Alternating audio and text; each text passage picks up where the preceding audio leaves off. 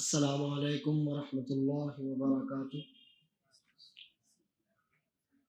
ان الحمد للہ نحمده ونستعینه ونستغفره ونعوذ باللہ من شرور انفسنا ومن سیئات اعمالنا من يهده اللہ فلا مضل له ومن يضلل فلا هادی له واشهد ان لا الہ الا اللہ وحده لا شریک له واشهد ان محمدا عبده ورسوله اما بعد فإن خير الحديث كتاب الله وخير الهدي هدي محمد صلى الله عليه وسلم وشر الأمور محدثاتها وكل محدثة بدعة وكل بدعة ضلالة وكل ضلالة في النار۔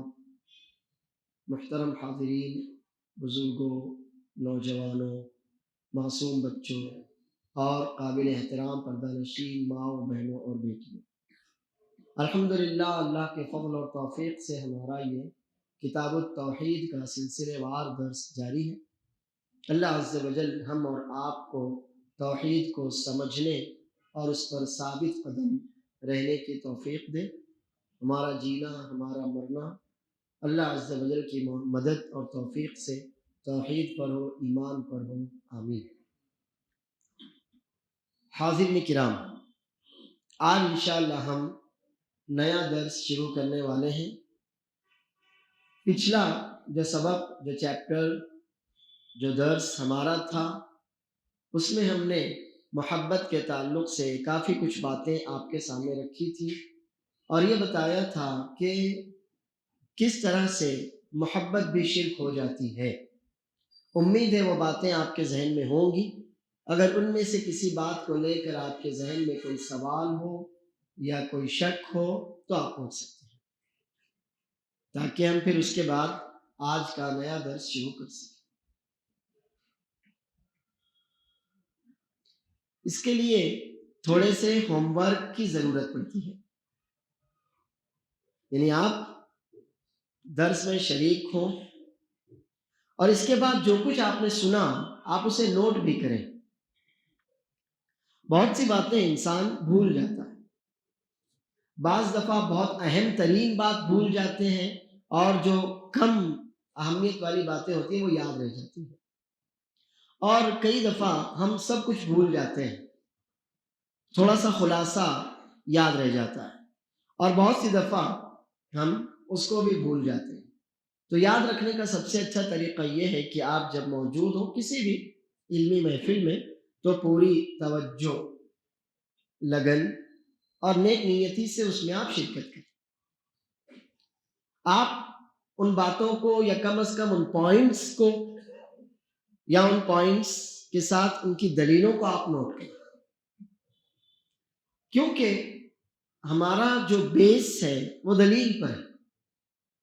ہماری بنیاد، ہمارے دین کی بنیاد یہ دلیل پر ہے۔ ہمارا دین بیس لیس نہیں، جو مجھے اچھا لگے میں کروں، آپ کو اچھا لگے آپ کریں، نہیں، ایسا نہیں۔ ہمارا یہ جو دین، ہمارا جینا مرنا ہمارا دین ہے، تو یہ جو دین ہے یہ سب شرعی دلیلوں اور اصولوں پر قائم۔ تو آپ کسی بھی علمی محفل میں، درس میں شریک ہو تو دو کام خاص طور پر کریں۔ پورا درس آپ نوٹ نہیں کر سکتے، وہ آپ کے لیے ممکن نہیں ہے۔ پوائنٹس نوٹ کریں اور ان کی آپ دلیلیں نوٹ کریں۔ جیسے اللہ کہاں ہے تو آپ کو معلوم ہونا چاہیے اللہ کہاں ہے، اور پھر اس کی دلیل معلوم ہونا چاہیے کہ اللہ وہاں۔ ایسا نہیں کہ میں کہوں اللہ آسمان پر ہے، آپ کہیں نہیں اللہ ہر جگہ ہے، آپ کہیں نہیں اللہ ہر چیز میں، نہیں، ایسا نہیں، ایسا نہیں۔ تو ہماری شریعت کے جو بھی معاملات ہیں وہ ہمارے اس دنیا سے تعلق رکھتے ہوں یا برزخ اور پھر آخرت سے، وہ سب دلیلوں پر قائم ہیں، دلیل پر بات ہوتی ہے۔ آپ پوائنٹس نوٹ کیجئے، آپ ان کی دلیل، ریفرنس نوٹ کیجئے، ثبوت چاہیے آپ کو۔ اب اس کے باوجود تو اللہ کا فضل ہے کہ یہ جو دروس جن میں ہم اور آپ شریک ہوتے ہیں یہ سب ویڈیو آڈیو ریکارڈنگ کے ساتھ الحمدللہ ہر ہفتے کا درس جمعیت اہل حدیث اورنگ آباد اس یوٹیوب چینل پر الحمدللہ اپلوڈ کر دیا جاتا ہے۔ تو میں چاہوں گا کہ آپ اس چینل کو سبسکرائب کریں. میں چینل کا وہ نہیں کر رہا, اس کو کیا بولیں گے آپ لوگ, پروموشن کیا بولیں گے, اشتہار, نہیں, پبلسٹی نہیں کر رہا ہوں. لیکن یہ ہے کہ جو دروس ہیں آپ نے جیسے ان سے فائدہ اٹھایا ہوگا انشاءاللہ ہم نے اور آپ نے جو بھی ہو, تو میں چاہوں گا کہ یہ فائدہ صرف ہماری اپنی ذات تک اور عارضی نہ رہے, کیونکہ توحید کا تعلق تو دنیا اور آخرت دونوں سے ہے. توحید کا تعلق دنیا اور آخرت دونوں سے ہے. جو بھی ہمارا عقیدہ ہے, علم ہے, عمل ہے, یہ دونوں جہاں سے تعلق رکھتا ہے. ہمارے جینے اور مرنے پر یہ زندہ ہونے اور ختم ہونے والا علم نہیں. تو اب جیسے ہم نے فائدہ اٹھایا, ضرورت ہے کہ دوبارہ ہم اس کو سنیں, دوبارہ ان باتوں کو سیکھیں سمجھیں. کچھ باتیں بہت سی دفعہ ایسا ہو سکتا ہے کہ ابھی میں نے جو بہت سی باتیں آپ کے سامنے رکھی ہوں فوراً کے فوراً آپ کے ذہن میں نہ آئیں, لیکن آپ گھر جا کر ان پر غور کریں تو مسئلہ کلیئر ہو جائے. یا اپنے کسی بھائی کے سامنے وہ بات رکھیں کہ درس میں میں نے ایسا سنا تھا, میری سمجھ میں نہیں آیا, ہو سکتا ہے اللہ نے اس کے ذہن میں بات ڈالی ہو, اللہ آپ کا سینہ کھول دے. اور اگر پھر بھی نہ ہو تو پھر یہ جو ویڈیو اور ریکارڈنگ کی شکل میں ایک نعمت ہمارے پاس موجود ہے, آپ اس سے فائدہ اٹھائیں اور اس کو دوسروں تک بھی پہنچائیں. تو میں چینل کی پبلسٹی نہیں بلکہ اپنے درس کی پبلسٹی کروں, اور یہ اس لیے کہ یہ جو توحید کا علم ہے یہ سب سے زیادہ اشرف, سب سے زیادہ نفع بخش اور سب سے زیادہ ضروری علم, سب سے زیادہ ضروری علم ہے. اگر کوئی سوال نہیں ہے پچھلے ہفتے کے درس کو لے کر تو انشاءاللہ ہم اللہ کا نام لیتے ہیں اور نیا درس شروع کرتے ہیں. اور ہمارا نیا درس ہے, یہ ہے ہمارا درس باب یعنی چیپٹر, لیسن آپ کا, من الشرک لبس الحلقة والخيط ونحوهما لرفع البلاء او دفعه. شرک میں سے ہے کیا؟ حلقہ یعنی کڑا, خیط یعنی دھاگا, کڑا پہننا, دھاگا پہننا یا باندھنا یا لٹکانا, یا ان جیسی کوئی بھی چیز. کڑا ہو لوہے کا, سونے کا, چاندی کا, تانبے کا, پیتل کا, پتھر کا, مٹی کا, کسی بھی چیز کا کڑا ہو, یا دھاگا ہو, کالا ہو, سفید ہو, ہرا ہو, پیلا ہو, نیلا ہو, کسی بھی طرح کا ہو, دھاگا ہو, مانجا ہو, رسی ہو, ستلی ہو, کچھ بھی. تو کڑا آپ اپنے ہاتھ میں ڈالیں, یا دھاگا اپنی کمر میں باندھیں, ہاتھ میں باندھیں, پیر میں باندھیں, گلے میں باندھیں, سر میں لٹکائیں, کچھ بھی ہو, یا ان جیسی کوئی بھی چیز. ان کو پہننا, باندھنا, لٹکانا کیوں؟ لرفع البلاء او دفعه, بلا کو ختم کرنے کے لیے. رفع یعنی ہٹانا, زائل کرنا. ایک چیز آ گئی تھی تو آپ نے اس کو ختم کیا, جیسے سر میں درد ہو رہا تھا, ہم نے دوائی کھائی, درد کو ختم کیا. تو یہ رفع البلاء, کہ مصیبت آ گئی تھی, آپ نے سوچا کہ چلو میں ایک کڑا ہاتھ میں ڈال دیتا ہوں یا دھاگا پیر میں باندھ دیتا ہوں تاکہ وہ بلا جو مصیبت آئی تھی وہ دور ہو جائے. تو یہ رفع البلاء, بلا کو جو آ چکی تھی اس کا خاتمہ کرنا. اور دفع کا مطلب ہوتا ہے اس کے آنے سے پہلے ہی روکنے کا انتظام کر دینا, جیسے چور کے آنے سے پہلے گھر کو دروازہ بند کر دینا, لاک لگا دینا. تو یہ دفع. فرق سمجھ میں آیا رفع اور دفع کا؟ رفع دفع کا فرق سمجھ میں آیا جی. رفع کا مطلب ہوتا ہے چیز آ گئی تھی, ہو چکی تھی, تو آپ نے اس کو ختم کیا, آپ نے اس کا خاتمہ کیا. یہ رفع البلاء. بیمار ہو گئے تھے, آپ نے دوائی لی, علاج کیا, اچھے ہوئے, تو یہ رفع.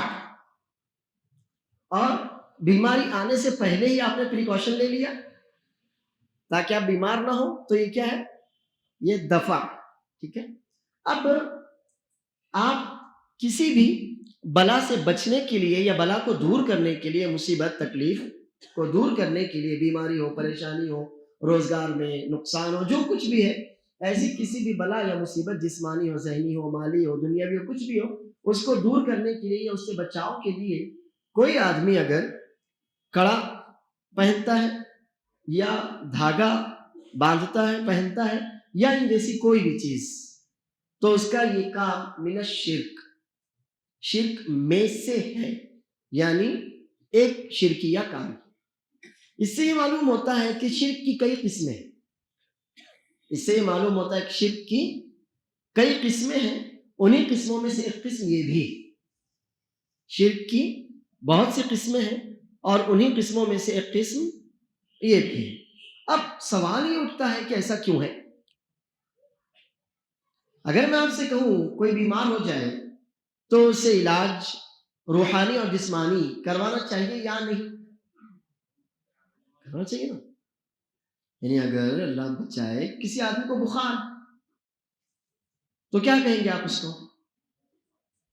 آپ اس سے کہیں گے علاج کروا لیجیے، اتنا ہی نا. آپ کسی ڈاکٹر کو بتا دیجیے، کسی حکیم کو بتا دیجیے، اپنا علاج کروا لیجیے. اور اسی طرح سے آپ اسے یہ بھی کہیں گے کہ اپنے اوپر سورہ فاتحہ پڑھ کر دم کر لیجیے، یہ بھی بولیں گے نا آپ اس کو. تو علاج دونوں طرح کا ہے. ایک ہے کون سا؟ روحانی. یہ کون سا علاج ہے؟ باباؤں والا. پھر شرعی. روحانی علاج یعنی کون سا علاج؟ شرعی. اور شرعی یعنی کون سا؟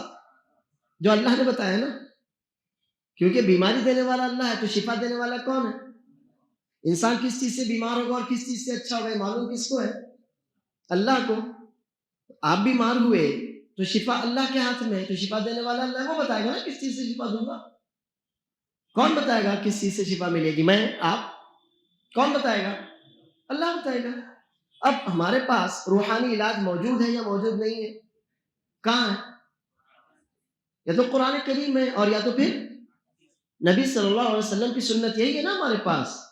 مثلا قرآن کریم کی کون سی آیت ہے جس کو انسان بیمار ہو تو پڑھے؟ سورۃ الفاتحہ. اسی سے تو قرآن شروع ہو رہا ہے. قرآن کریم سورۃ الفاتحہ، اس کا نام ہی فاتحہ ہے. سورۃ الفاتحہ یعنی شروعات.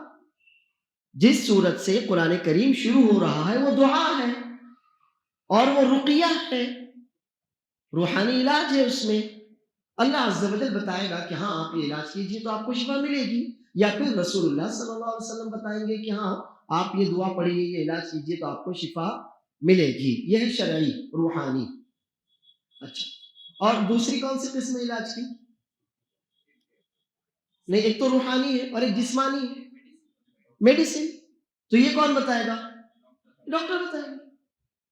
ڈاکٹر بتائے گا نا. بھائی آپ کے تکلیف ہے، آپ کو مثلا مان لیتے ہیں سردی زکام ہو گیا، تو کون بتائے گا کہ آپ فلاں دوا لیجئے؟ ڈاکٹر بتائے گا. میں اس کے پاس جاؤں، مجھے کہے گا کہ آپ یہ دوا لیجئے، یہ کھائیے، یہ مت کھائیے. ڈاکٹر بتائے گا، کیونکہ جسمانی علاج اللہ نے اس کو وہ علم دیا ہے. اللہ نے اس کو وہ علم دیا ہے. اب کوئی بھی چیز جو سبب بن سکتی ہے یا نہیں بن سکتی، کوئی بھی چیز جو سبب بن سکتی ہے یا نہیں بن سکتی، یہ کون بتائے گا؟ اللہ عز و جل بتائے گا نا. بات تو روحانی چل رہی ہے، جسمانی میڈیکل کی نہیں چل رہی. میڈیسنز جو ہم لیتے ہیں، ڈاکٹروں کے پاس جاتے ہیں، اس کی بات نہیں چل رہی. بات کس کی چل رہی ہے؟ عقیدے کی، روحانی علاج کی بات چل رہی ہے. تو یہ کون بتائے گا؟ یہ اللہ عز و جل بتائے گا یا پھر رسول اللہ صلی اللہ علیہ وسلم بتائیں گے کہ فلاں دھاگا باندھنے سے آپ کو شفا ملے گی، گلے میں چپل لٹکانے سے آپ اچھے ہو جائیں گے، یا کالی گڑیا لٹکائیں گے تو اچھے ہوں گے، یا لیمو مرچی اتار کر پھینکیں گے تو نظر بد دور ہو جائے گی. یہ ساری باتیں یہ کون بتائے گا ہم کو؟ یا تو اللہ بتائے گا اور یا تو پھر رسول اللہ صلی اللہ علیہ وسلم بتائیں گے کہ ہاں آپ یہ علاج کریں، وہ آپ کی شفا کا سبب ہے، وہ آپ کے اچھے ہونے کا ذریعہ ہے، آپ اگر وہ کریں گے تو اچھے ہو جائیں گے. اب ان چیزوں کو ہم نے شرک کیوں کہا؟ کیونکہ اللہ نے یا اس کے رسول صلی اللہ علیہ وسلم نے نہیں بتایا نا. لیمو کہیں کوئی آپ کو کوئی آیت معلوم ہو یا کوئی حدیث معلوم ہو کہ چپل لٹکائیے گھر پر، نئی کار خریدے تو اس کے نیچے انڈا پھوڑیے، ایسا کہیں ہے؟ کہیں نا. کہیں جانا ہے تو پہلے ناریل پٹکیے، لیمو مرچی گلے میں ٹانگیے، بچہ پیدا ہو تو اس کی کمر میں دھاگا باندھیے، یا آپ جوان ہیں آپ کو کچھ چاہیے تو آپ اپنے بائیں پیر میں دائیں پیر میں کالا دھاگا، ایسا کچھ بتایا نہیں نا اللہ نے یا اللہ کے رسول صلی اللہ علیہ وسلم نے. تو اب ایک اصول یاد رکھیے، کل من اثبت سببا، عربی سنیے، عربی ہماری زبان، ہماری اصل زبان تو عربی ہی ہے، ہم کہیں اور چلے گئے وہ ایک الگ بات. کل من اثبت سببا لم يجعله الله سببا شرعيا ولا قدريا فقد جعل نفسه شريكا مع اللہ. یہ قاعدہ یاد کیجیے، اردو میں یاد کیجیے. یہ علامہ محمد بن صالح العثیمین رحمہ اللہ کا کلام ہے جو میں نے ابھی آپ کے سامنے نقل کیا. کل من اثبت سببا لم يجعله الله سببا شرعيا ولا قدريا فقد جعل نفسه شريكا مع اللہ. سورہ فاتحہ پڑھنے سے شفا ملے گی، کس نے بتایا آپ کو؟ اللہ نے، اللہ کے رسول صلی اللہ علیہ وسلم نہیں بتایا نا. آپ سورہ بقرہ اپنے گھر میں پڑھیں گے تو شیطان بھاگ جائے گا، یہ کس نے بتایا آپ کو؟ اللہ نے، اللہ کے رسول صلی اللہ علیہ وسلم نہیں بتایا نا آپ کو. تو اللہ نے بتایا. سبب کا پیدا کرنے والا اللہ تعالیٰ ہی ہے، بیماری کو پیدا کرنے والا اللہ ہے، اس بیماری کے علاج کو پیدا کرنے والا اللہ ہے، اس بیماری کے علاج کو بیماری ختم کرنے کا ذریعہ بنانے والا بھی وہی بتائے گا نا. اللہ نے بتایا تو بات تو ٹھیک ہے، لیکن اگر اللہ نے نہیں بتایا، اللہ نے نہیں بتایا اور میں وہ کام کرتا ہوں تو پھر کیا ہوگا؟ تو غلط کیوں ہے؟ شریعت کے خلاف کیوں ہے؟ جی شرک کیوں ہے؟ اللہ نے نہیں بتایا. اللہ نے نہیں بتایا تو شرک کیوں ہے؟ اس کی وجہ یہ ہے جو میں نے بھی آپ کے سامنے عربی عبارت پڑھی، اس کا ترجمہ یہ ہے کہ جس آدمی نے بھی کسی ایسے سبب کو مانا، اس کو تسلیم کیا، یا کسی چیز کو سبب سمجھا، کوئی بھی ایسی چیز جس کو اس نے سبب سمجھا، اللہ تعالیٰ نے اس کو سبب نہیں بتایا. کوئی بھی آدمی جس نے کسی چیز، مثلا پین میرے ہاتھ میں، چلیے مان لیتے پین، تو کسی بھی آدمی نے سبب سمجھا ایسی چیز کو جس کو اللہ نے سبب نہیں بتایا. اللہ نے نہیں بتایا کہ یہ سبب ہے. اب میں سمجھ رہا ہوں اس کو کہ یہ سبب ہے، میں سمجھ رہا ہوں اس کو یہ سبب ہے، اور اس سبب کا جو بھی تعلق ہے نہ شریعت سے ہے نہ ہمارے تجربے سے، نہ شریعت سے ہے نہ ہمارے تجربے سے. ایک تو ہوتا ہے تجربہ کہ آپ تجربہ کریں تو آپ کو فائدہ ہوگا، ایک ہوتا ہے کہ شریعت نے آپ کو بتا دیا. تو ہماری جو میڈیکل سائنس چلتی ہے نا وہ تجربے پر چلتی ہے. کائے پر چلتی ہے؟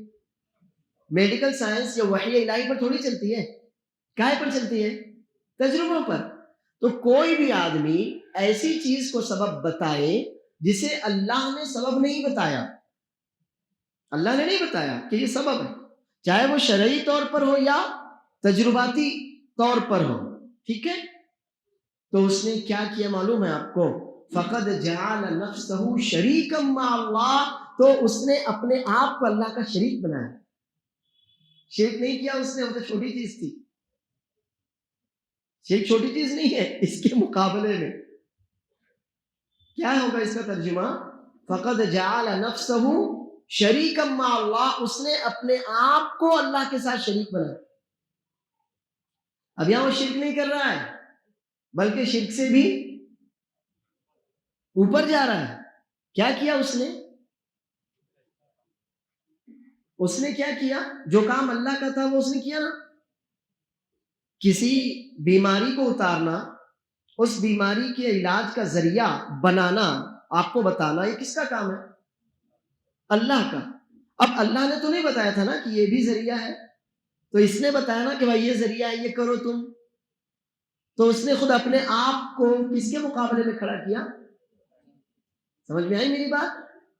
تو اس کو معمولی مت سمجھیے، ایزی مت لیجیے، ہلکے میں مت لیجیے. کوئی بھی وہ سبب جسے اللہ نے سبب نہیں بتایا، اللہ کے رسول صلی اللہ علیہ وسلم نے بھی نہیں بتایا کہ یہ سبب ہے جسے آپ اختیار کریں، نہیں، ہماری شریعت نے نہیں بتایا، اور آپ آ کر بتاتے ہیں کہ یہ سبب ہے، تو آپ نے کیا کیا؟ اپنے آپ کو آپ نے کس کے مقابلے میں کھڑا کر دیا؟ اللہ کے مقابلے میں. آپ نے خود اپنی ذات کو اللہ کا شریک ٹھہرایا. شرک تو اس سے چھوٹا ہوا کہ نہیں ہوا؟ یہ اس سے بھی بڑا رتبہ ہوا، مقام ربوبیت کا دعویٰ ہوا. کس کا دعویٰ ہوا؟ یہ ربوبیت کا. سمجھتے ہیں ربوبیت؟ کوئی کام کرنا یہ اللہ کا کام ہے نا. بارش برسانا، شفا دینا، یہ کس کا کام ہے؟ اللہ عز و جل کا. کسی دوا میں تاثیر پیدا کرنا یہ کس کا کام ہے؟ کسی دوا کو کسی بیماری کے لیے مقرر کرنا، اس کے ذریعے بندے کو اچھا کرنا، یا اس بیماری کو سبب، اس دوا کو سبب بنانا بیماری کے اچھا ہونے کے لیے، کس کا کام ہے؟ اللہ کا ہے نا. اللہ کے علاوہ کسی اور کا ہے کیا؟ نہیں ہے. تو اس آدمی نے کیا کیا؟ جو سبب اللہ نے نہیں بتایا تھا، جو ذریعہ اللہ نے نہیں بتایا تھا، اس نے اس چیز کو یہ بتایا کہ ہاں یہ سبب ہے. تو کس کے مقابلے کا دعویٰ کیا اس نے؟ سمجھ میں آئی پکی بات؟ اللہ کے مقابلے میں کھڑا ہوا نا وہ. اور یہ اللہ کی جو ربوبیت ہے، ربوبیت سے ٹکراؤ ہوا کہ نہیں ہوا؟ اللہ رب ہے یعنی شفا دیتا ہے نا. رب مطلب اللہ بہت سے کام کرتا ہے، ان میں سے ایک شفا دینا اور کسی چیز کو شفا کا ذریعہ بنانا. تو اس آدمی نے کیا کیا؟ اللہ کی ربوبیت کو چیلنج کیا کہ نہیں کیا؟ سمجھ میں آئی ہماری بات؟ اس لیے میرے بھائیوں اور مجھے جو بہنیں سن رہی ہیں، میری بہنوں، اچھی طرح یاد رکھیے کہ یہ جو تعویذ ہیں، یہ گنڈے ہیں، یہ دھاگے ہیں، یہ کڑے ہیں، ان کا معاملہ ہلکے میں مت لیجیے. اب تک کی بات سمجھ میں آئی؟ اچھا، اب اگلی بات، یہ جو سبب ہے بیماری سے اچھا ہونے کا، جو سبب، جو ذریعہ ہے، اس کو ماننے اور نہ ماننے کو لے کر ہم انسانوں کی 3 قسم. بیماری سے اچھے ہونے کے جو ذریعے ہیں، کہ آپ یہ دوا کریں گے اچھے ہوں گے، آپ یہ دعا کریں گے اچھے ہوں گے، آپ فلاں کام کریں گے تو آپ کو شفا ملے گی. تو ان اسباب کو، ان ذریعوں کو، ان وسیلوں کو ماننے کو لے کر ہم انسانوں کی کتنی قسمیں ہیں؟ کتنی ہیں؟ 3. اب آپ خود فیصلہ کیجئے کہ آپ ان میں سے کون سے قسم ہیں. پہلی قسم ہے وہ لوگ جو سبب کا بالکل انکار کرتے ہیں. پہلی قسم کن لوگوں کی ہے؟ جو سبب کا بالکل انکار کرتے ہیں. وہ کہتے ہیں کہ دنیا میں سبب نام کی کوئی چیز نہیں ہے، اللہ جو کرے گا وہ ہوگا، اللہ جو چاہے گا وہ ہوگا، اللہ عز و جل نے ہم کو کسی طرح کا کوئی اختیار نہیں دیا. یہ پہلا گروہ. کیا کہتے ہیں وہ؟ کہ سبب کی ہمارے دین میں کوئی اہمیت نہیں ہے. سبب کی ہمارے دین میں کوئی اہمیت نہیں ہے، اللہ تعالیٰ نے ہم کو کسی طرح کا کوئی اختیار نہیں دیا، اور آپ کچھ بھی سبب اختیار کر لیں آپ کا کچھ ہونے والا نہیں ہوگا، وہی جو اللہ چاہتا. سمجھ میں آئی بات؟ تو یہ پہلا گروہ ہے جو سبب کا بالکل کیا کرتا ہے؟ انکار کر دیتا ہے، ختم کرتا ہے، کہتا ہے نہیں نہیں، سبب کی کوئی ویلیو، کوئی اہمیت، کوئی ضرورت نہیں ہے، ہوگا وہی جو اللہ چاہے گا، آپ سبب اختیار کریں یا نہ کریں کوئی فرق نہیں پڑتا. یہ منکرین قدر، تقدیر کا انکار کرنے والے لوگ، ان کو القدریہ کہا جاتا ہے. کہتے ہیں انسان کو کوئی اختیار نہیں ہے، انسان کو کوئی اختیار نہیں ہے، آپ کچھ بھی کر لو ہوگا وہی جو اللہ چاہے گا. تو یہ پہلا گروہ ہے. اور یہ کون لوگ ہیں؟ تقدیر کا انکار کرنے والے، جن کو اور کون سے نام سے جانا جاتا ہے؟ القدریہ. یہ پہلا گروہ. دوسرا گروہ وہ ہے جس نے اسباب اختیار کرنے میں حد سے تجاوز سے کام لیا.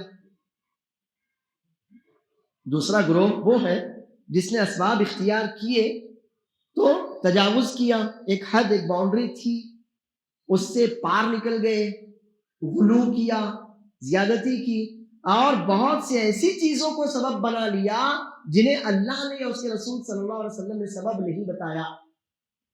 دوسرا گروہ وہ ہے جس نے اسباب کو مانا، جس نے اسباب کو مانا، مگر ان اسباب کو لے کر اس نے اپنی حدود، اپنی جو حدود ہوتی ہے، ہر انسان کی ایک لمٹ ہوتی ہے، وہ اپنے حدود اور اپنی لمٹ کو پھلانگ گئے، آگے بڑھ گئے، اور ایسی بہت سی چیزوں کو فائدہ حاصل کرنے یا نقصان سے بچنے کا سبب بنا لیا جنہیں اللہ اور اس کے رسول صلی اللہ علیہ وسلم نے نہیں بتایا. سمجھ میں آئی بات؟ یہ دوسرا گروہ ہے. اور یہ گروہ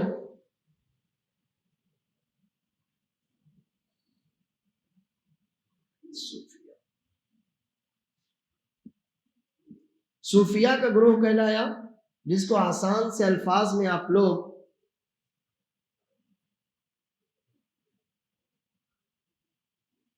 قبوری کہہ سکتے ہیں. آسان سے الفاظ میں کیا کہہ سکتے ہیں؟ جن کو قبوری یعنی قبر پرست. صوفیہ جن کو آسان سے الفاظ میں آپ کیا کہہ سکتے ہیں؟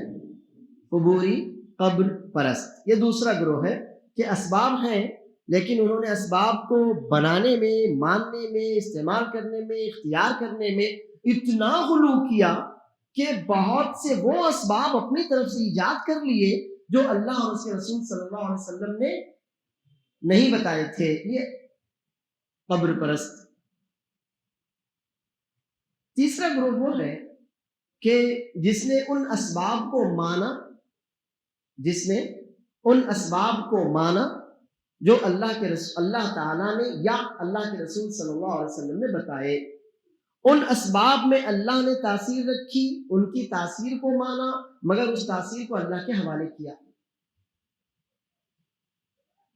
تیسرا گروہ وہ ہے جس نے اسباب کو مانا. ہاں اسباب ہیں، سبب ہے، ذریعہ ہے. کون سے اسباب کو مانا؟ لیکن جو اللہ نے اور اللہ کے رسول صلی اللہ علیہ وسلم نے بتائے، ان اسباب کو مانا. ان اسباب میں اللہ تعالیٰ نے تاثیر رکھی ہے، اس بات کو بھی مانا کہ ہاں ان اسباب میں اللہ تعالیٰ نے تاثیر رکھی ہے، لیکن اس تاثیر کو پھر کس کے حوالے کیا؟ اللہ کے. ہاں کہ اللہ چاہے گا تو شفا ہوگی. میرا کام ہے سبب کو اختیار کروں، میرا کام ہے مجھے لکھنا ہے تو میں پین استعمال کروں، میرا کام ہے نا. اب یہ پین اس سے چلے گا نہیں چلے گا، بس اللہ کے حوالے کروں. سمجھ رہے؟ سبب تو یہ سبب ہے. میں لکھ رہا ہوں بورڈ پر، اگر اللہ چاہے گا تو نظر آئے گا، نہیں چاہے گا تو نہیں بھی نظر آئے گا، ہے کہ نہیں ہے؟ لیکن سبب اختیار کرنا میرا کام ہے کہ نہیں ہے؟ تو وہ لوگ، تیسرا گروہ وہ ہے جس نے ان اسباب کو مانا جو اللہ اور اس کے رسول صلی اللہ علیہ وسلم نے بتائے ہیں. ان اسباب میں اللہ نے تاثیر رکھی ہے، اس بات کو بھی تسلیم کیا، ورنہ کیا ضرورت تھی اسباب کو ماننے کی؟ ان اسباب میں اللہ نے تاثیر رکھی ہے، اس بات کو بھی مانا، لیکن اس کی تاثیر کو اللہ کے حوالے کے. اس کو سمجھیے آپ. میں بیمار ہو جاؤں تو مجھے علاج کروانا چاہیے. اللہ نے بیماری کی دوا علاج رکھا ہے کہ نہیں رکھا؟ تو مجھے علاج کروانا چاہیے نا. ٹھیک ہے، میں بیمار ہو گیا، میں نے دوائی لی، بیمار ہوا تو اچھا ہونے کے لیے میں نے سبب اختیار کیا کہ نہیں کیا؟ کیا سبب اختیار کیا میں نے؟ دوائی.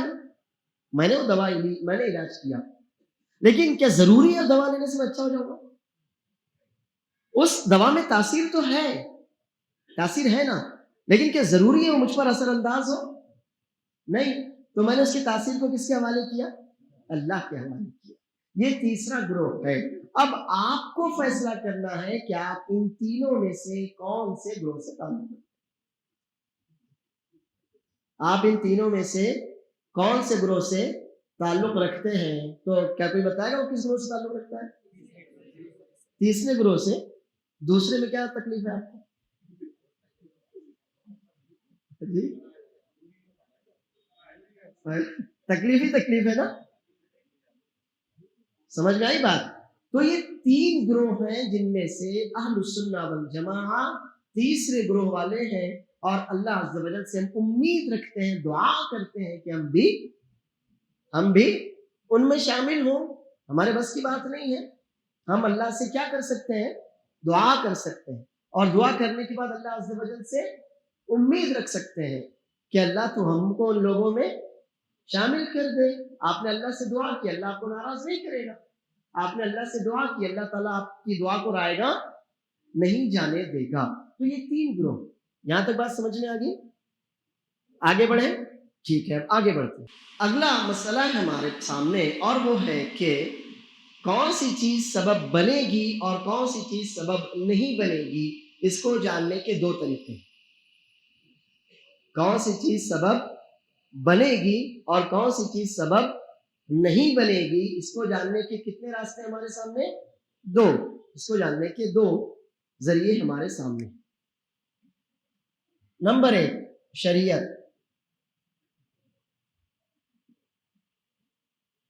کون بتائے ہم کو؟ کون بتائے؟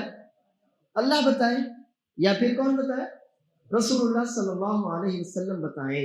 اور رسول اللہ صلی اللہ علیہ وسلم اپنی طرف سے بتاتے تھے؟ نہیں. اللہ عز و جل جو آپ کو بتاتا نبی صلی اللہ علیہ وسلم کو، نبی صلی اللہ علیہ وسلم وہی باتیں کس کو بتاتے تھے؟ ہم کو بتاتے تھے، صحابہ کرام کو بتاتے تھے. تو پہلا ذریعہ ہے کسی بھی سبب کو جاننے کا کہ ہاں یہ سبب ہے، سبب نہیں ہے. پہلا ذریعہ ہے شریعت، ہمارا رب ہم کو بتائے یا پھر رحمت للعالمین صلی اللہ علیہ وسلم ہم کو بتائے. مثلا سورۃ الفاتحہ میں شفا ہے یا نہیں ہے؟ کس نے بتایا آپ کو؟ کس نے بتایا؟ اللہ نے، اللہ کے رسول صلی اللہ علیہ وسلم نے بتایا نا. ایک صحابی نے کسی آدمی کے اوپر پڑھ کر دم کیا تھا، اللہ نے اس کو شفا دی. رسول اللہ صلی اللہ علیہ وسلم کو جب یہ بات معلوم ہوئی تو آپ نے ان صحابی ابو سعید خدری رضی اللہ عنہ، صحیح بخاری اور صحیح مسلم کی روایت ہے، آپ نے ان سے پوچھا کہ تم نے اچھا کیا، تمہیں کیسے پتہ چلا کہ یہ دعا ہے، اس میں شفا ہے، یا یہ وہ دعا ہے جسے پڑھ کر دم کیا جاتا ہے؟ تو کس نے بتایا سورہ فاتحہ میں شفا ہے؟ اللہ کے رسول صلی اللہ علیہ وسلم نے بتایا. اور قرآن کریم میں ویسے بھی شفا ہے. یہ بات کس نے بتائی؟ قرآن کریم میں ویسے بھی شفا ہے، کسی بھی طرح کی بیماری ہو. اللہ فرماتا ہے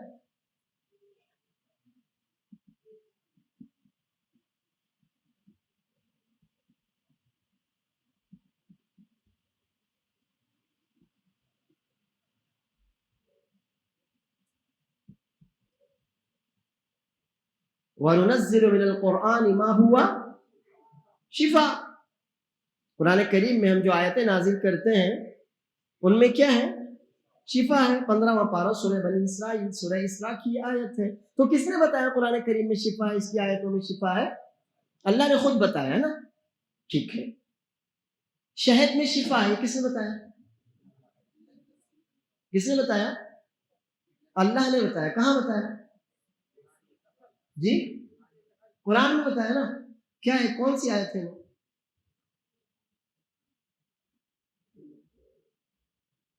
وَأَوْحَى رَبُّكَ إِلَى النَّحْلِ أَنِ اتَّخِذِي مِنَ الْجِبَالِ بُيُوتًا وَمِنَ الشَّجَرِ وَمِمَّا يَعْرِشُونَ ثُمَّ كُلِي مِنْ كُلِّ الثَّمَرَاتِ فَاسْلُكِي سُبُلَ رَبِّكِ ذُلُلًا يَخْرُجُ مِنْ بُطُونِهَا شَرَابٌ مُخْتَلِفٌ أَلْوَانُهُ آگے فِيهِ شِفَاءٌ لِلنَّاسِ، فِيهِ شِفَاءٌ لِلنَّاسِ. اللہ عز و جل نے شہد کی مکھی کو یہ بات سمجھائی کہ تم اپنے جو چھتے ہیں وہ اونچی اونچی عمارتوں میں، بلڈنگوں میں، درختوں پر، پہاڑوں پر بنانا، اور اللہ عز و جل نے جو بھی پودے پھل رکھے ہیں ان کا رس چوستے رہنا. یہ ساری باتیں اللہ عز و جل نے شہد کی مکھی کو بتائیں. اور شہد کی مکھی کو راستہ بھی بتا، کوئی راستہ نہیں بھولتی. شہد کی مکھی اپنے چھتے کا راستہ نہیں بھولتی، اپنے چھتے کو نہیں بھولتی. تو اللہ نے ساری باتیں اس کو سمجھائیں. اس کے بعد فرمایا یخرج من بطونها شراب مختلف الوانه، شہد کی مکھی کے پیٹ سے الگ الگ رنگوں کا مشروب نکلتا ہے. ہمارا جو اصل ٹکڑا ہے وہ ہے فیہ شفاء للناس، فیہ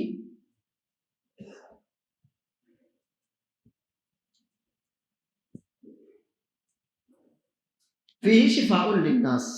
اللہ نے فرمایا کہ اس میں وہ جو مشروب ہے یعنی شہد ہے، جس کو ہم شہد کہتے ہیں، اس میں لوگوں کے لیے اللہ نے کیا رکھی ہے؟ شفا. تو شہد میں شفا ہے، کس نے بتایا؟ اللہ نے خود بتایا. رسول اللہ صلی اللہ علیہ وسلم فرماتے ہیں، صحیح بخاری کی روایت ہے، فی الحبۃ السوداء شفاء من کل داء الا الہرم الا السام. کلونجی، کالا دانا، کلونجی جانتے ہیں آپ لوگ؟ چھوٹے چھوٹے کالے دانے ہوتے ہیں، ان کو حبۃ السودا کہتے ہیں. کہ کلونجی میں بیماریوں کی شفا اللہ نے رکھی ہے، لیکن ایک بیماری کی کوئی دوا، کوئی علاج، کوئی شفا نہیں، وہ موت ہے. تو کلونجی میں شفا یہ کس نے بتایا؟ رسول اللہ صلی اللہ علیہ وسلم نے بتایا نا. ٹھیک ہے. اس سے معلوم ہوا کہ کسی چیز کو ہم سبب بنائیں یا نہ بنائیں، اس کو جاننے کے دو ذریعے ہیں. پہلا ذریعہ ہے ہمارا شریعت، کیا ہمارا رب ہم کو بتائے، یا پھر ہمارے نبی صلی اللہ علیہ وسلم ہم کو بتائیں تو ہم مانیں گے کہ ہاں وہ سبب ہے، آپ اسے اختیار کیجئے تو اللہ کی مرضی سے، اللہ کی مشیت سے، اللہ کے فضل سے آپ کو شفا ملے گی۔ یہ پہلا ذریعہ۔ دوسرا ذریعہ کیا ہے؟ تجربہ۔ دوسرا ذریعہ ہے تجربہ۔ اب یہ تجربہ ہماری میڈیکل سائنس یہ کیا کرتی ہے معلوم آپ کو؟ کیا کرتی ہے؟ تجربے کرتی ہے نا۔ کوئی دوائی جو بنائی جاتی ہے تو ڈائریکٹ آپ کو تھوڑی کھلا دیتا ڈاکٹر، نہیں، اس کے پہلے کیا کرتے ہیں؟ اس کے تجربے کرتے ہیں کہ اس بیماری میں کام آئے گی نہیں آئے گی، اس سے کیا فائدہ ہو سکتا ہے، کیا نقصان ہو سکتا ہے۔ سارا کام ہو جانے کے بعد آپ کے سامنے ایک چھوٹی سی دوائی گولی کی شکل میں یا لکوڈ شکل میں کسی بھی فارم میں وہ رکھی جاتی ہے۔ تو کب ہوتا ہے یہ سارا کام؟ تجربوں کے بعد۔ تجربوں کے بعد ہوتا ہے نا، الہام تو نہیں ہوتا، کشف و کرامات تو نہیں ہوتی نا کہ کسی ڈاکٹر نے خواب میں دیکھا فوراً اٹھا دوائی بنا دی، ایسا تو نہیں ہوتا نا۔ ایسا ہوتا ہے؟ نہیں، ایسا تو نہیں ہوتا۔ میڈیکل سائنس میں ساری خرافات نہیں ہوتی، ٹھیک ہے، ان کے دوسرے خرافات میں وہ ایک الگ چیز ہے، یہ والی نہیں ہوتی۔ وہ تجربے کرتے ہیں، کئی طرح کی دوائیاں بناتے ہیں، الگ الگ مریضوں پر، الگ الگ بیماریوں پر ان کے تجربے ہونے کے بعد ایک دوا سامنے آتی ہے کہ ہاں اس دوائی سے فلاں بیماری میں شفا ہو سکتی ہے، اس کے سائیڈ ایفیکٹ یہ ہو سکتے ہیں، اس کے فائدے یہ ہو سکتے ہیں۔ کس نے بتایا ان کو؟ تجربے۔ انہوں نے انسانوں سے پہلے اور بہت سی چیزوں پر تجربے کیے، تب جانے کے بعد ان کو یہ ہوا۔ اچھا، اب تجربے کی ایک شکل اور ہے، اور وہ روحانی معاملات کا تجربہ۔ ایک آدمی کڑا باندھے یا پیر میں کالا دھاگا باندھے یا کمر میں دھاگا باندھے یا گھر پر ایک کالا مٹکا ٹنگا دے یا کار خریدے اس کے اوپر چپل لٹکا دے یا ایسا کچھ بھی کرے، یا گھر کے کسی کونے میں لال کپڑے میں، لال رومال میں ناریل لٹکا دے، یہ ساری خرافات تو آپ نے دیکھی یا سنی ضرور ہوگی۔ اب آپ اس سے کہیں کہ بھائی آپ ایسا کیوں کرتے ہیں، تو آپ کو جواب دے گا کہ اس سے مجھے سکون ملتا ہے، اس سے مجھے سکون ملتا ہے، یا اس سے بچے کو نظر بد نہیں لگتی، یا میرا کاروبار نہیں چل رہا تھا، میں نے جب یہ گھوڑے کا نقش وہاں ٹنگایا تو فائدہ ہونے لگا، یا گھوڑے کی نال میں نے دکان میں ٹھوکی تو اس سے مجھے فائدہ ہوا۔ تو تجربہ ہے نا اس کا، وہ اس کا تجربہ ہے کہ نہیں ہے نا تجربہ۔ لیکن پہلی بات، آپ اس کا رد کیسے کریں گے یہ بتائیے۔ ایک آدمی اگر یہ کہتا ہے کہ میرے بچے کو نظر بہت لگتی تھی، بہت بیمار ہوتا تھا، پھر میں فلاں پیر صاحب کے پاس گیا، انہوں نے مجھے کالا دھاگا دیا، بچے کے گلے میں نے باندھ دیا، بچے کو نظر نہیں لگتی، یا پہلے میری دکان نہیں چلتی تھی، میں بہت پریشان تھا، میں کسی پیر بابا کے پاس گیا، انہوں نے یہ نقش دیا، میں نے لگا دیا، اب دکان چلتی۔ یا میں کسی بابا کے پاس گیا، انہوں نے مجھے گھوڑے کی نال، گھوڑے کی نال سمجھتے نا، گھوڑے کے پیروں میں جو لوہا ٹھوکا جاتا ہے، گھوڑے کی نال میں نے دکان کے دہلیز پر میں نے لگا دی ہے، اب میری دکان خوب چلتی ہے، بہت رزق آتا ہے، بہت برکت ہوتی ہے۔ تو اس کا تجربہ ہے۔ آپ اس کے اس تجربے کو غلط کیسے ثابت کریں گے؟ شریعت سے کیسے ثابت کریں گے؟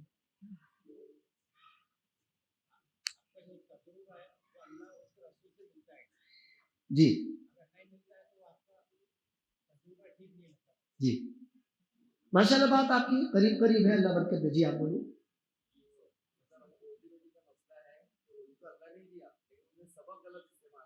ہاں، لیکن وہ کہہ رہا نا کہ اس سے مجھے روزی ملی، فائدہ ہوا، تو سبب اختیار کرنا تھا، کیا نا اس نے، تو آپ کیسے اس کو شرک ثابت کریں گے؟ سوال نہیں۔ جی،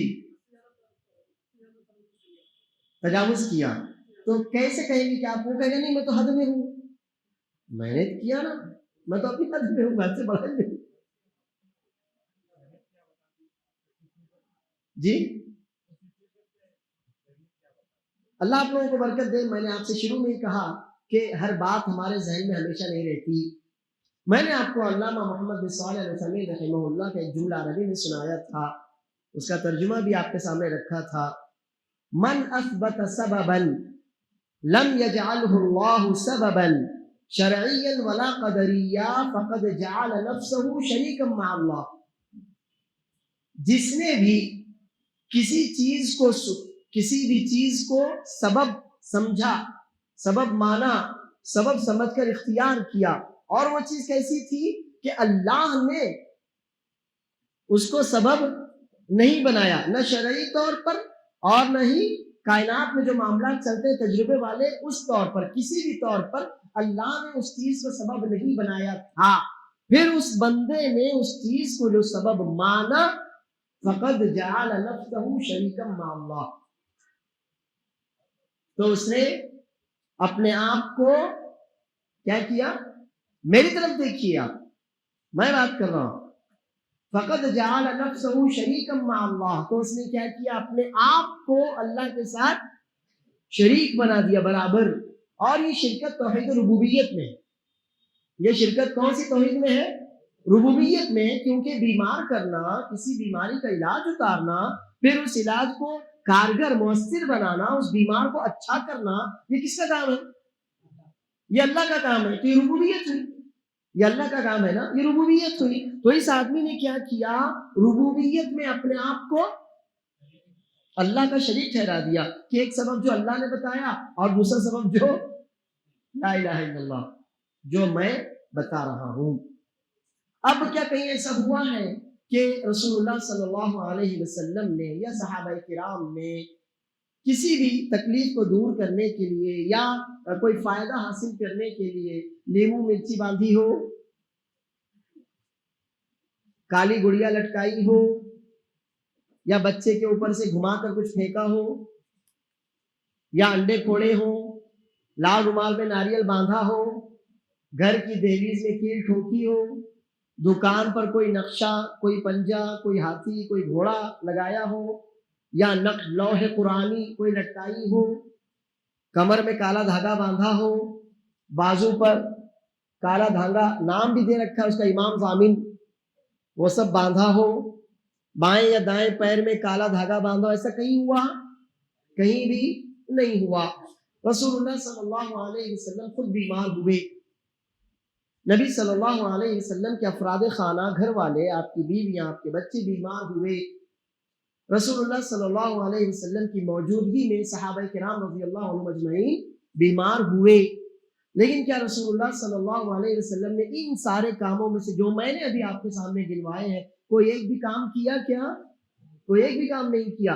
اب اگر کوئی اور آتا ہے اور ان میں سے کوئی کام کرتا ہے تو اس نے آپ سے یہ کہنا چاہا کہ ایک سبب تو وہ ہے جو اللہ اور اس کے رسول نے بتایا تھا، اور ایک سبب وہ ہے جو آپ کو میں بتا رہا ہوں۔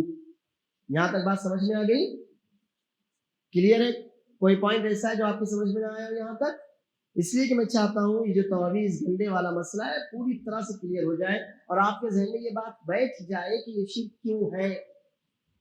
اگلی بات، اب جو لوگ تعویذ لٹکاتے ہیں، یہ تو واضح ہو گیا کہ تعویذ لٹکانا، باندھنا، کڑا باندھنا اور بہت سی چیزیں جو آپ مجھ سے زیادہ جانتے ہوں گے، وہ شرک ثابت ہو گیا نا، شرک ہے۔ لیکن اس کی دو قسمیں ہیں۔ اب اس شرک کی کتنی قسمیں ہیں؟ دو قسمیں ہیں۔ یا تو وہ شرک اکبر ہو جائے گا، یا تو وہ شرک اکبر ہو جائے گا۔ شرک اکبر کب ہوگا؟ اور یا تو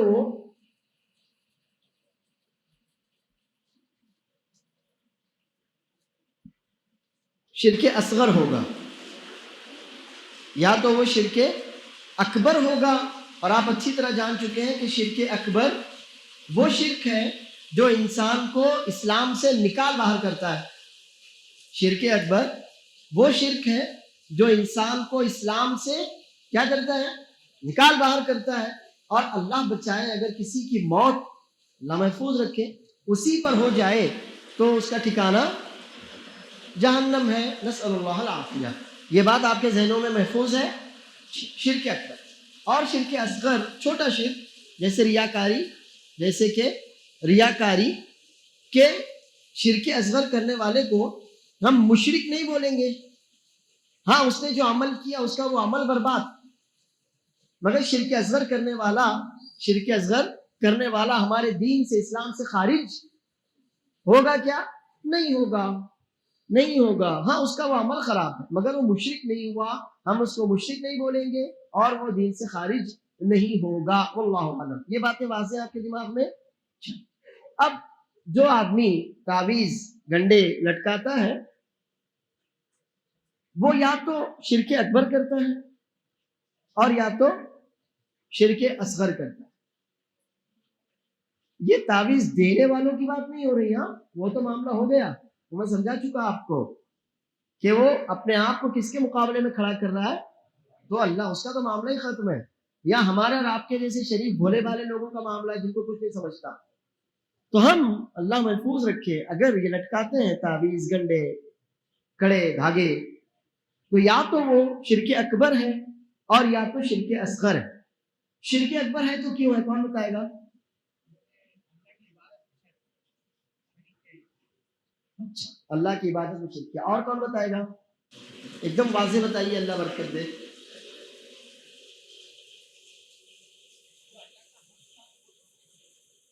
اچھا، اللہ کا اختیار تھا، ٹھیک ہے، چلیے اللہ برکت دے۔ جی، اللہ کی صفت شفا دینا اللہ کی صفت ہے، ایسا؟ چلیے اللہ تعالیٰ ہم کو علم اور عمل دونوں کی توفیق دے۔ اس نے شرک اکبر کیا جبکہ اس نے ان تعویذ ان گنڈوں کو بذات خود مؤثر مانا۔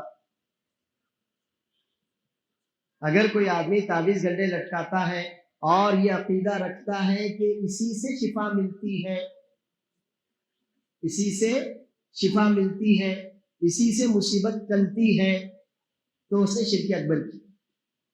اس نے کیا کیا؟ ان تعویذوں کو، ان گنڈوں کو بذات خود شفا دینے والا یا بذات خود تکلیف دور کرنے والا سمجھا، اور یہ کام کس کا تھا؟ اللہ کا تھا۔ تو اس آدمی نے اللہ کا حق کس کو دے دیا؟ تعویذ گنڈوں کو۔ تو اس نے کون سے شرک کیا؟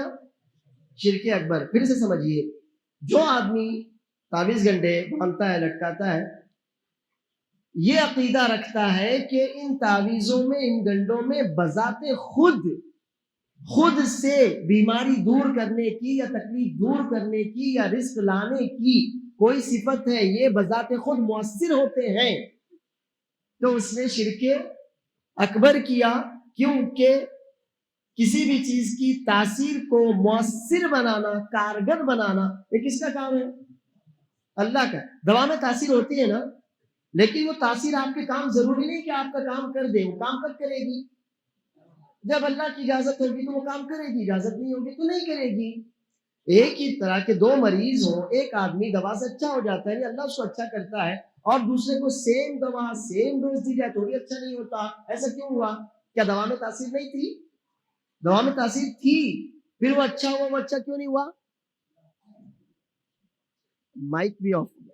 اللہ عز و جل کی کوئی مصلحت، بارش آ رہی ہے، آپ لوگ دعا مانگیے، بارش کے وقت دعائیں قبول ہوتی ہیں۔ اللہ تعالی ہم کو اور آپ کو معاف فرمائے، عزت، ایمان، وقار کی زندگی دے، عزت اور سعادت کے ساتھ شہادت کی موت دے، اور اللہ عز و جل ہم سب کا خاتمہ ایمان پر کرے، آمین۔ اللہ نے چاہا تو پھر ملاقات ہوگی، وباللہ التوفیق، والسلام علیکم ورحمۃ اللہ وبرکاتہ۔